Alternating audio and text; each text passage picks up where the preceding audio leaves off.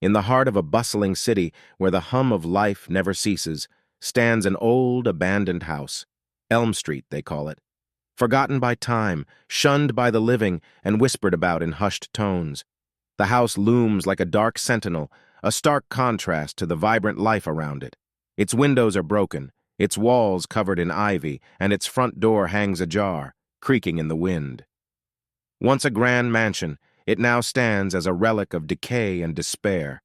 This house, once a home, is now a tomb of memories, a vessel of secrets, and a beacon for the lost and the curious. Tonight, it will find new visitors. Its silence is deceptive, hiding the echoes of its past and the shadows that linger within its decaying walls. The moon casts a pale glow on its facade, revealing glimpses of its former glory and the darkness that has taken root. The air around the house is heavy, thick with an unspoken history that seems to press down on anyone who dares to come close. Legends surround the house, tales of tragedy and woe passed down through generations. Some say it is cursed, that anyone who enters will never be the same again. Others speak of ghostly apparitions, the restless spirits of those who once lived there, trapped between worlds. The locals avoid it, crossing the street rather than walking by its foreboding gates. Yet despite its fearsome reputation, or perhaps because of it, the house continues to draw the curious and the brave. Grace and Jack, two friends bound by a shared love of urban exploration, decide to investigate the house. Grace, with her camera in hand, seeks to document their adventure, while Jack, armed with a flashlight and a sense of bravado, leads the way. Drawn by the allure of the unknown and the thrill of adventure, they approach the house, its eerie presence drawing them in like a moth to a flame. The night is still, save for the occasional rustle of leaves and distant city sounds. As they draw closer, the house seems to loom larger, its shadow stretching out to envelop them. Grace's heart races with a mixture of excitement and fear. She has heard the stories, the rumors of strange happenings and ghostly apparitions, but she brushes them aside as mere folklore. Jack, ever the skeptic, dismisses the tales entirely, confident that there is nothing to fear but the house's structural instability. Together, they step onto the creaking porch, the wood groaning under their weight. The front door, weathered and splintered, swings open with a gust of wind, inviting them inside. The streetlights cast long shadows across the overgrown lawn, and the air grows colder the closer they get to the house. Grace snaps photos of the exterior, capturing the eerie beauty of the decaying structure. Jack teases her about being scared, but even he can't deny the sense of unease that grips them both. They stand at the threshold, the darkness inside beckoning them. With a shared glance, they take a deep breath and step into the unknown. With a mixture of excitement and apprehension, Grace and Jack step through the front door, which creaks ominously. The air inside is cold and heavy, the smell of mold and decay permeating the atmosphere. Dust floats in the beams of moonlight that filter through broken windows. The house seems to exhale a sigh of long-forgotten memories. The floorboards creak with each step, as if protesting their intrusion. Cobwebs hang like delicate veils from the ceiling, swaying gently in the draft. Grace's camera clicks and whirs as she captures the eerie beauty of the decaying interior. The entryway is grand but dilapidated, with a sweeping staircase that leads to the upper floors. Faded wallpaper peels from the walls, revealing patches of discolored plaster. A once elegant chandelier hangs precariously, its crystals glinting faintly in the dim light. Jack shines his flashlight around, illuminating the remnants of the house's former splendor. Old paintings hang crookedly on the walls, their subjects obscured by grime and time. An antique mirror, cracked and dusty, reflects their pale faces, adding an unsettling layer to the already oppressive atmosphere. The silence is thick, broken only by the occasional distant sound that could be the house settling, or something else entirely. They venture further inside, their footsteps echoing through the empty rooms. The living room is filled with relics of a bygone era, faded photographs, cobweb-covered furniture, and an old piano standing in one corner, its keys yellowed and silent. As they move deeper into the house, the sense of being watched grows stronger, an almost tangible presence that makes the hair on the back of their necks stand up. Grace and Jack stick together as they explore the first floor. The living room is filled with faded photographs and cobweb-covered furniture. An old piano stands in one corner, its keys yellowed and silent. The atmosphere is heavy with an unspoken history, and the shadows seem to move with a life of their own. Grace's camera captures the scene, each flash of light revealing more details of the room's past. They examine the photographs, their faces blurred with age. Each picture tells a story, fragments of a life once lived within these walls. Jack picks up a framed photograph of a family, the edges worn and the glass cracked. The faces are hauntingly familiar, as if they have seen them somewhere before. Grace takes a closer look, feeling a strange connection to the people in the pictures. The whispers begin, faint, unintelligible murmurs that seem to come from the walls themselves. Grace shivers, feeling a chill run down her spine. Jack, determined to uncover the source, presses on. He jokes about the house playing tricks on them, but his laughter is hollow, edged with unease. They continue their exploration, moving towards the next room. The air grows colder and the atmosphere more oppressive. The whispers grow louder, more insistent. Grace can almost make out words, but they remain just beyond comprehension. The sense of being watched intensifies, a palpable presence that seems to press down on them from all sides.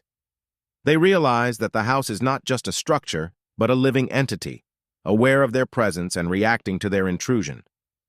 The dining room is a tableau of decay, frozen in time. A long wooden table dominates the center of the room, covered in a thick layer of dust.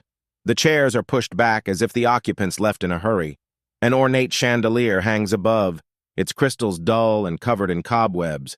The wallpaper, once vibrant, is now a tapestry of mold and peeling edges. Grace takes photos, the flash illuminating the room in stark, brief moments. Jack examines the table, noting the place settings and the untouched food now reduced to dust and remnants. It is as if the family vanished in the middle of a meal, leaving everything behind. The air is thick with the scent of mildew and something else, something darker, more sinister. The whispers grow louder, filling the room with a cacophony of indistinguishable voices.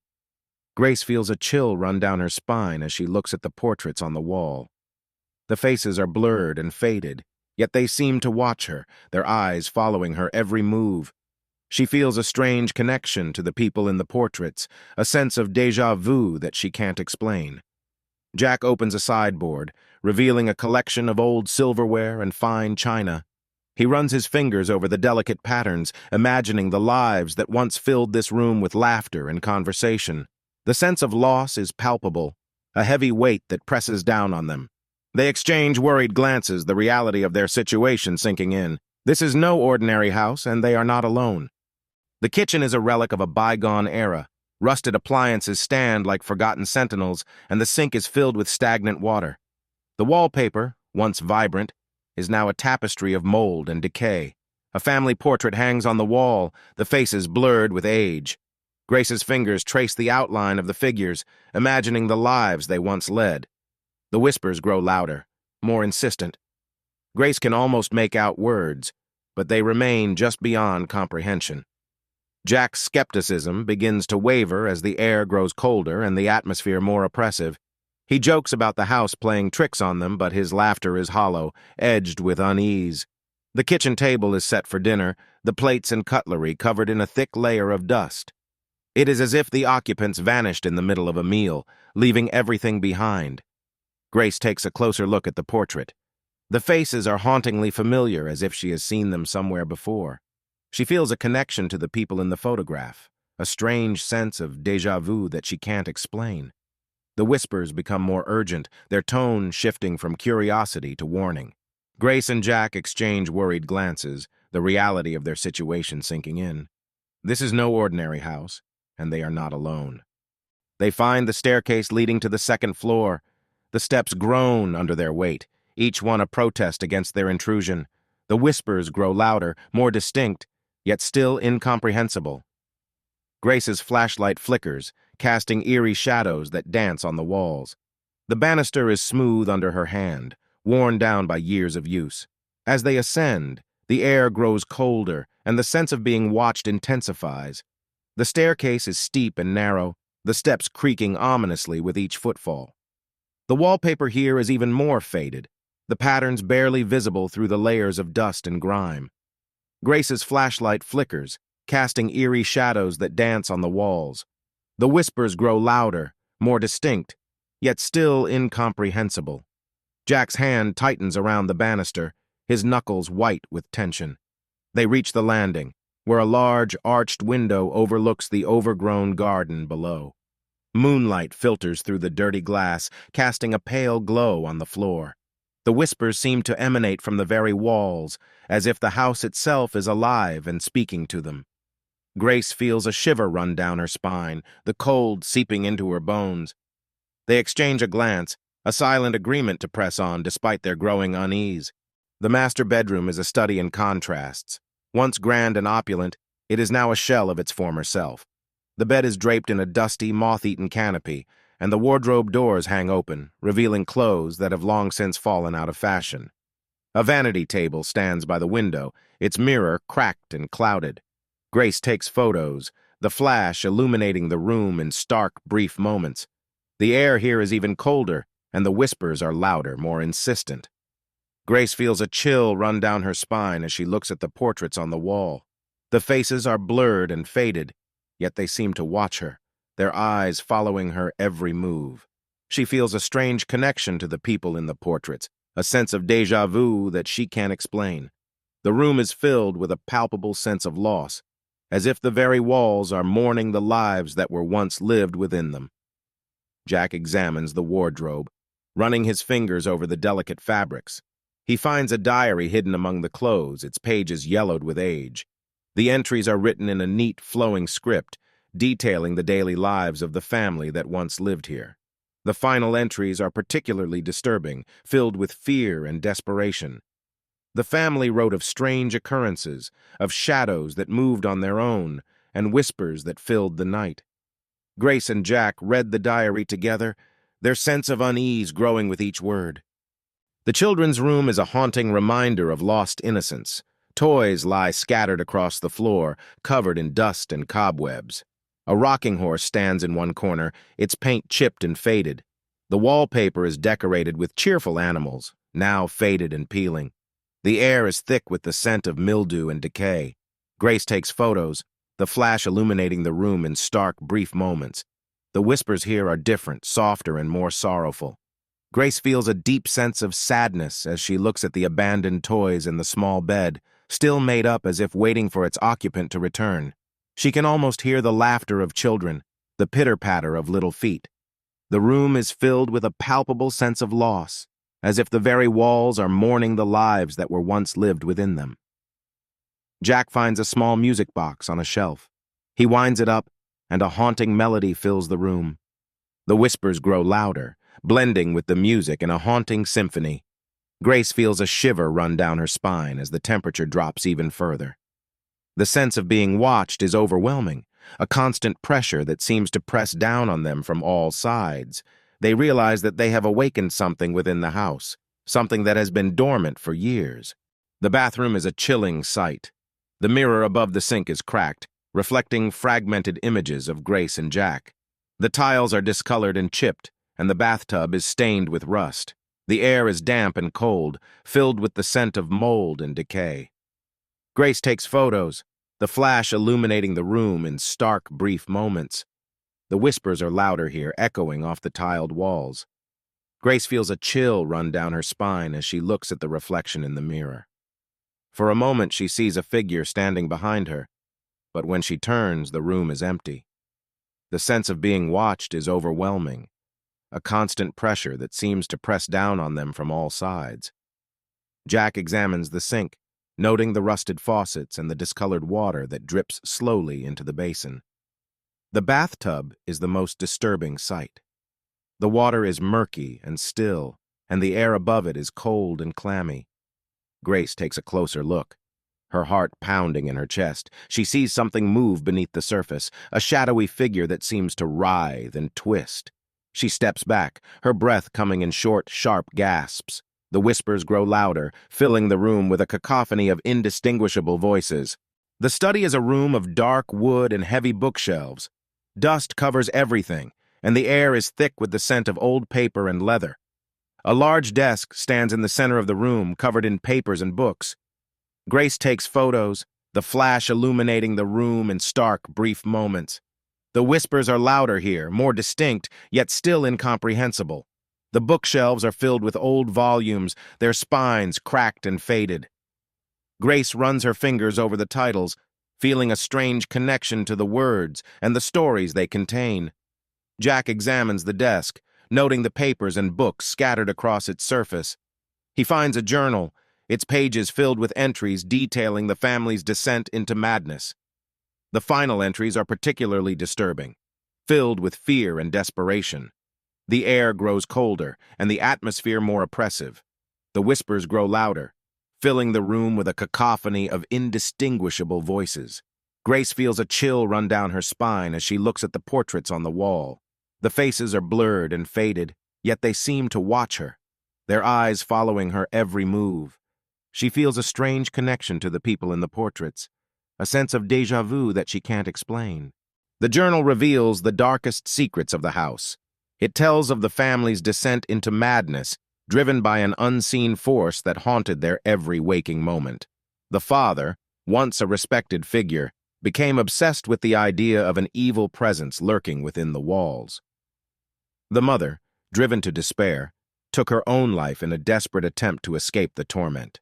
The children, innocent and vulnerable, were lost to the darkness. Grace's hands tremble as she turns the pages, each entry more disturbing than the last.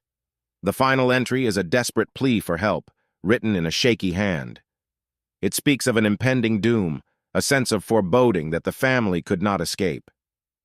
The journal ends abruptly, leaving Grace and Jack with more questions than answers. The air grows colder still, and the atmosphere becomes more oppressive. The whispers become a deafening roar, a chorus of voices crying out for release. Grace and Jack feel a growing sense of unease, a sense that they are not alone. They realize that they have awakened something within the house, something that has been dormant for years. The shadows seem to shift and move, creating an unsettling illusion of movement. As they read the final words of the journal, they hear a loud crash from downstairs. They rush to the source of the noise, finding the basement door now open, a gaping maw leading into darkness. Compelled by a mixture of fear and curiosity, they descend into the basement. The stairs are steep and narrow, and the air grows colder with each step. The basement is a stark contrast to the rest of the house. Its walls are lined with strange symbols, drawn in a dark, reddish substance. In the center of the room stands an old, rusted iron cage. The air is thick with a palpable sense of dread. Jack's flashlight flickers and dies, leaving them in near total darkness.